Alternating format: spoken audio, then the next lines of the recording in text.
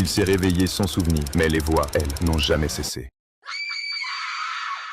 En pleine guerre froide, une obsession hante la CIA. Et si l'esprit humain pouvait être reprogrammé? Un programme secret est lancé. Nom de code MK Ultra. Le but? Créer des techniques de contrôle mental. Interrogatoires extrêmes. Manipulation totale. Voire fabriquer des agents dormants. Des centaines de cobayes, souvent sans le savoir. Certains sont prisonniers. D'autres, patients psychiatriques. D'autres encore, sont de simples civils. On leur injecte des drogues hallucinogènes. On les isole. On les prive de sommeil. Parfois pendant plusieurs semaines. Ils entendent des messages répétés en boucle. Des sons, des ordres, des mots, jusqu'à ce que leur esprit cède. À Montréal, à l'hôpital Allan Memorial, le docteur Ewen Cameron tente d'effacer des esprits, littéralement. Il parle de déstructuration, puis de reconstruction mentale. Les résultats? Des patients brisés, amnésiques, parfois incapables de parler. Des vies sacrifiées au nom de la science. Mais MK Ultra n'est pas une erreur isolée. C'est un réseau. 149 sous-projets dans plus de 80 institutions, des universités, des prisons, des hôpitaux. Et puis un jour, le silence. Les documents sont détruits, les preuves disparaissent, mais pas les témoins. Certains se rappellent des voix, d'autres des sensations de vide. Et quelques-uns n'ont jamais reparlé. Quand le scandale éclate dans les années 70, la CIA nie, puis minimise. Les véritables responsables ne seront jamais inquiétés. MK Ultra est devenu un mot interdit, un souvenir flou. Mais les effets sont bien réels. Des familles éclatées, des identités effacées et une vérité glaçante. Le contrôle de l'esprit n'est pas une fiction, c'était une expérience. Et elle a bien eu lieu.